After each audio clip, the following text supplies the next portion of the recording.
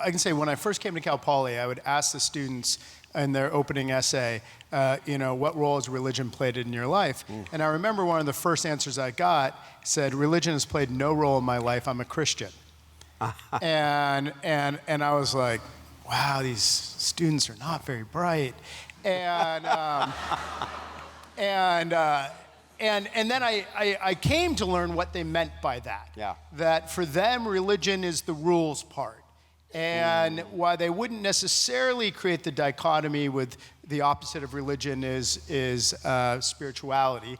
Oftentimes, especially then, and maybe it shifted a little bit, it's like the opposite of religion is relationship. But did you ever in your mind sort of create that dichotomy that there's the religion part of Christianity and the spiritual part? Or do you think that kind of division is something that's new? And then we'll get to you, Elizabeth. Let me go here. So I think it's kind of referring to unhealthy church, healthy church. So that's the terminology you would use. Yeah, that's what I would use based on my own experience. Healthy church, it gives you spiritual practices that have been time-tested, right? From the New Testament, we get fasting, prayer, solitude, meditation, worship.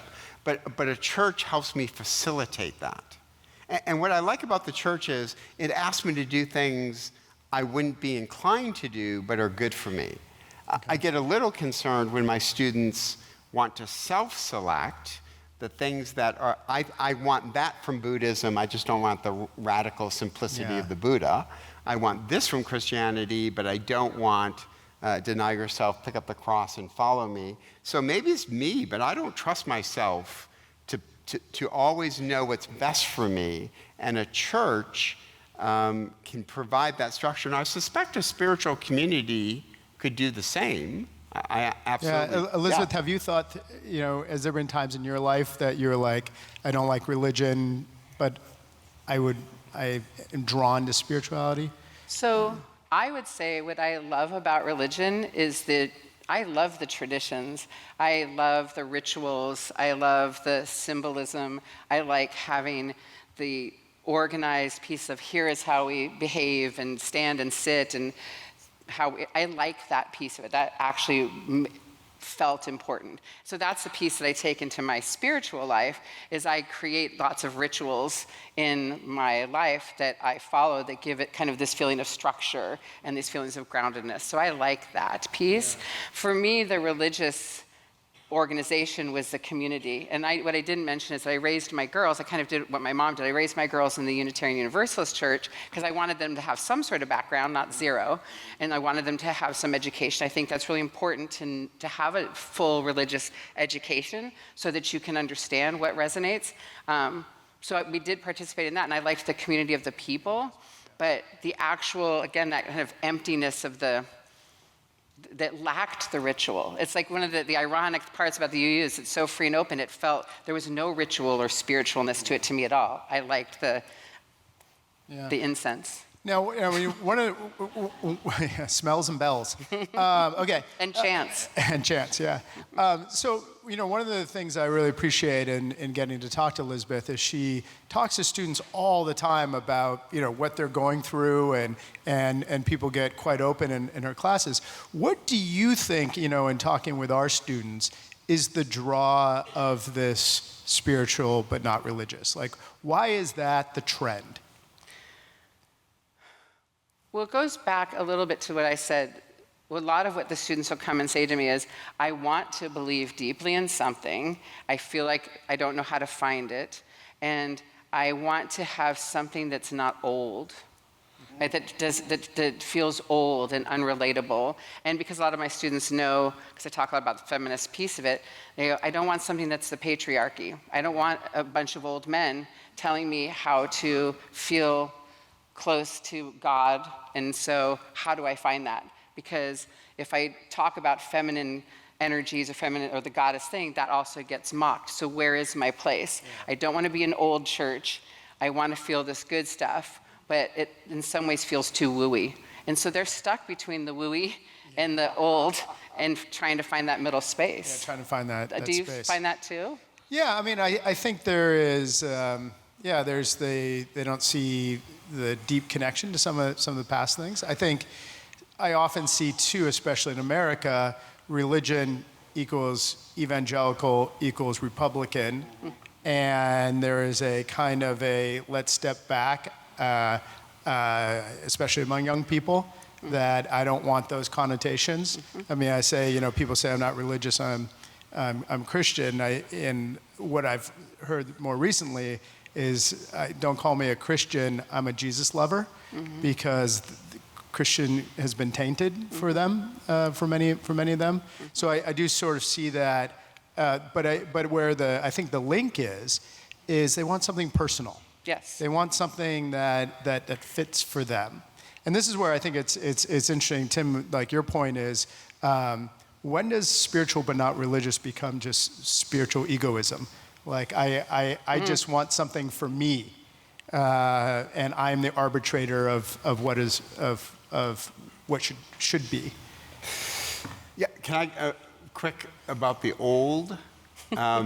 C.S. Lewis, one of my favorite Christian writers, calls it chronological snobbery.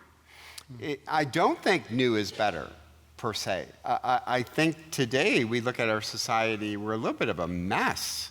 And I think some of the old rhythms should not be discounted simply because of tradition. We both have connected over Seneca Falls. So I teach a class on gender, I teach a class on feminism. I would for sure identify as a Christian feminist. But just because truth came at a particular time in history doesn't necessarily, in my tradition, don't read into that the fact that God was incarnated as a man, somehow privileging manhood over womanhood. I don't think that's the case in the Christian tradition. The Song of Solomon is probably the most radical book in ancient literature where women have 60% of the voice talking about sexuality. Right? So I cringe just a little bit at let's not just assume new is better. It can be in some ways, and I think we have progressed in some really healthy ways. And then let me just comment on this. One of the biggest mistakes we've made, I would say I'm an evangelical, and then take a deep breath. I think there's been some mistakes made of aligning ourselves with political power in ways that I don't think necessarily serve Jesus very well. So for me, it's weird, Stephen. It is about Jesus. Fundamentally, it is a personal relationship with Jesus Christ, but that has to be mediated, right? And I find a church to be helpful because I don't know if I trust myself.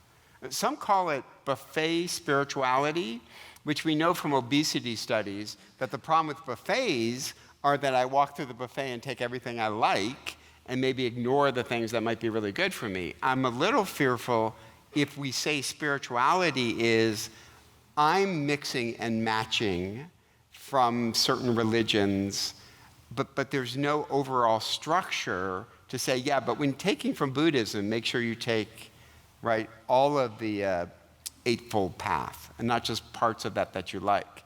So I'm a little concerned that people have a propensity to say, this is what I'm going to take, I like this, but I'm going to skip the really hard parts. Yeah. At least I'd feel that tension if I was doing that. Yeah, and I mean, let's jump on that because I think one of the elements of Elizabeth's story is feeling at home at a spot, and I think there's sometimes a pressure that people feel to be like, okay, I was raised in the Catholic Church. I've got to. This is my path, or whatever church or synagogue that you find yourself in, and yet you just don't feel it, and so then you end up faking it. You end up being like, I know what I'm supposed to do. And Elizabeth, we talked about this a little bit earlier, but how do you think, how much of this buffet spirituality, which I think is part of it, is just the search to feel at home at a spot? So I just have to ask Tim, because I'm so curious. What is it that happens to you if you do go to the buffet and choose incorrectly? Are you going to get spited or turned to salt? I guess that's the thing I'm curious. Is like, right. You talk about being concerned, but what is the concern? That's my question. It's like, what is the overarching punishment you'll get if you eat the tapioca pudding instead of the kale? Well, so the metaphor, let's move away from the metaphor. We both care about marriage, right? Yes. Yes. So we know that when it comes to making marriage work, you guys do some really hard things. Yes. So it could be in my marriage, I'm here mostly for me. I want my needs met. Fair. I want to be fulfilled. Totally fair. If that means I have to die to self in this marriage, then I don't want to do that. I'd rather hang on to my bitterness, anger, resentment. So I'm going to find a new marriage because I don't want to do the hard things to make this marriage work. I think, is it fair to say that every major religion would have both things that you would find pleasurable and you would find things that would be very difficult? I mean, I'm thinking of Islam, the 5 pillars of Islam. There are some hard practices that I think eventually a Muslim would say leads me to freedom. So, well, we know from the buffet thing, you literally are going to become obese by only camping out on the things that I think are good if you're just overindulging on the good things without making sure that you have a balanced diet. I think what religion does for me is it gives me a balanced diet, even the things that I wouldn't necessarily take myself. And I do think a spiritual community can do that. I don't want to say it can't, but it doesn't seem as organized as a church that meets regularly and pushes each other, confess our sins to each other. But I do think a spiritual community could do that. Yeah, I'm just going to answer, and then I'll give it back to you. Because the moderator and me is jumping out. Because, yes, I'm so glad you brought up the marriage as an example. Because as I said at the beginning, when I look at my spiritual practices, my marriage is one of my spiritual practices. Yeah. If you look at John Gottman's work, he wrote a whole thing on marriage as a path to spiritual wholeness and how we can find our way through that work with another person. And it's about making hard decisions. So I get that, and making a commitment to something and putting aside all others for that. Like, I 100% get that. It resonates with me in a deep way.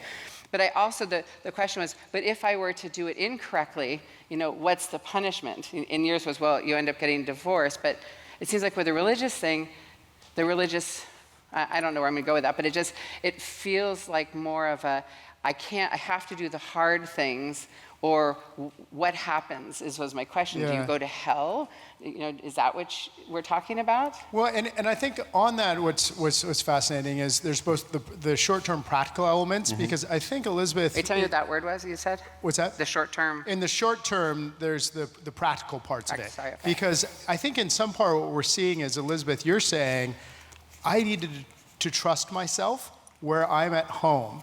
And if my home is tapioca pudding and fried chicken, let's go marriage. That's it. Let's stick with the marriage. Okay, or marriage, I'm feeling really right? anxious about all the fat-shaming comments about food. No, I'm not saying in that sort of way. I'm not saying that sort of way. I'm just saying an obscure food items together, right? But that should be good. And I think what I hear Tim saying is, I don't trust myself, and so I need to be forced into a line sometimes. Yeah, and that it sounds like, Tim, you're saying the fear is that it won't be spiritual in a productive and developmental way, hopefully in alignment with truth, but it will be spiritual egoism. That I will just take what's easy and feels good, and there's got to be some path that is more than just a spiritual hedonism. Is that fair? Yeah, and I would say, I'm very quickly running these through my head. For sure, Christianity would say that something has entered the human condition that in some way has compromised us. For sure, that's Islam. For sure, that would be Buddhism. For sure, that would be Hinduism. But let me tell you what concerns me. I have a really dear friend of mine who I love to death, an adult convert to Buddhism. So we've had these amazing conversations over time. And I said to her, well, what do you do with bad karma? How do you live your life? Here's literally what she said. Oh, I don't do bad karma. I only believe in good karma. And I was like, did you write the Home Office to get approval for that? You know what? That's the thing that concerns me. And so in Christianity, I don't completely trust my desires, because I have both good desires for sure, but I also have desires that aren't good. And I can't think of one discipline, my PhD, doing a black belt in Kung Fu, I had to do the things that were really hard and didn't want to do, and a community encouraged me to do it to ultimately get to the place that I really wanted to get to. Yeah.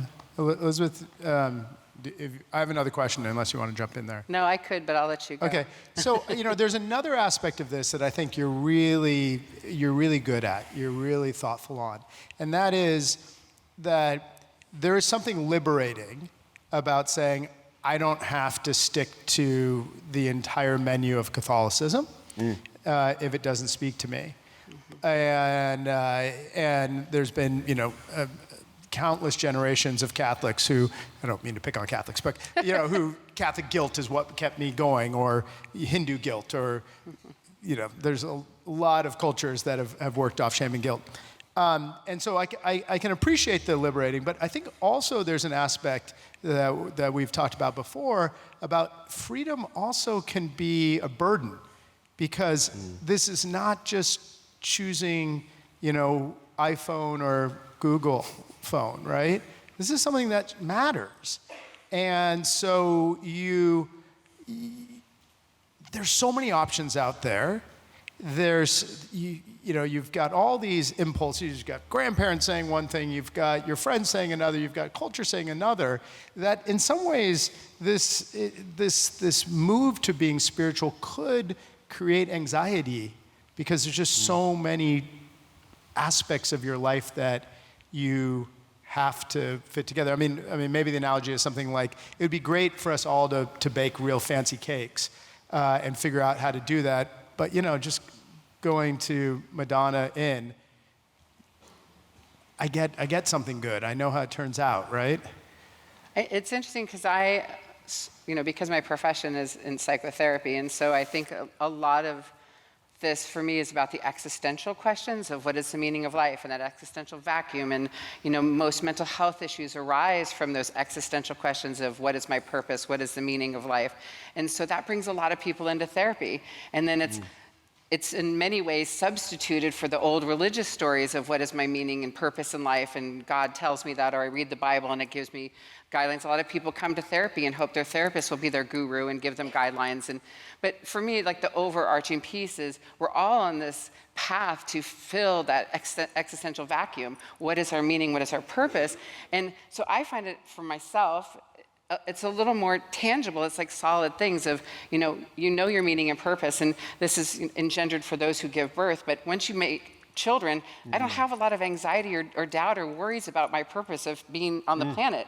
I think that's kind of a masculine thing in some ways, because I know what I'm doing here. Right. And so that searching for that meaning and purpose, I think spirituality feeds that a little bit, because it's a grander prospect of how we define meaning and purpose. It can be in looking at relationships and raising people and caring and having that as being really solid cornerstones to our mental health and well-being. Because I would argue that a lot of the desire to feel religious is the desire to fill that existential vacuum, to feel like there's a plan and someone's telling me how to live, and that serves that. But I think that can also be fed and served through the other philosophical work. Yeah, and I mean, we've known each other long enough that you do just radiate in those roles, being a mother and being a caregiver, and that's emotion worker. And I see that and I feel that around you. I'm wondering do you think there is an infinite number of ways to fill that meaning gap? Like, can I find it by, standing on my head on a surfboard? I don't. Or you don't think there's an infinite number? No. And is there a hierarchy? Because there has to be some substance to the meaning, or it's not going to be long-standing, right? The meaning to your life, that existential fulfillment, has to be something grounded in something purposeful, so that you wake up and you go, no matter how horrible my life is, no matter what trauma I've been through, I have to get up because I'm responsible for this or these people, and that gets me going and moving. It's bigger than myself. And that's the whole quest for feeling spiritual religious. I want to feel like I'm a part of something bigger than myself. And so I see that as being, yes, you can feel God on the surfboard for sure. You can feel God at a Grateful Dead show. I have. And I was not on drugs.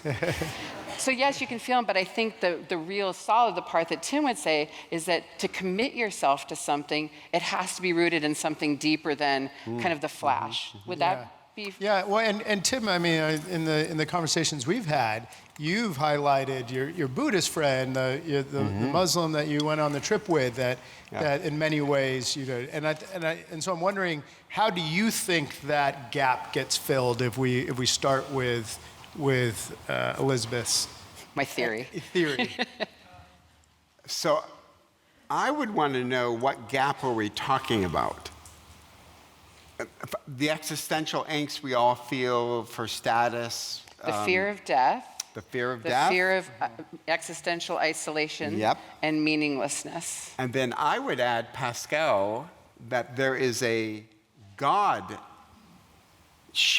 hole in the human heart that every human being experiences. Now, I'm not assuming that's the Christian God, but I do think it doesn't take much to look at human history to know. And you've actually, I heard you say this once, that the God question is the big one we've wrestled with since the beginning. And that's curious to me. Is God reaching out to us? If so, how? And let me just make one quick comment about Christians. So Biola stands for Bible Institute of Los Angeles. I did not know that till tonight. Yes, we learned that at dinner. So I get students who are just, I mean, there is no question it's Christianity. That's it. My parents were Christians. They basically said to me, I'll pay for school, but you got to pick a conservative Christian university. They're at Biola. I go after those students all the time. I said, you've got to own your faith. Why? Why Christianity? Why not Buddhism, which is older? Why not something as established as Islam? Why not spirituality? You own your faith, and then you come back and tell me, okay, after reading a bit more broadly and exposing ourselves to different experiences, why did you come back to Christianity? Why is it that Christianity meets both the head and the heart? I'm a little bit concerned when we talk about spirituality and use language like, well, this speaks to me. I'm a little uncomfortable with that. If there is a God, I want to know who that God is. And if there's a God, then my perception doesn't alter that deity. My preferences don't impact if there is a God.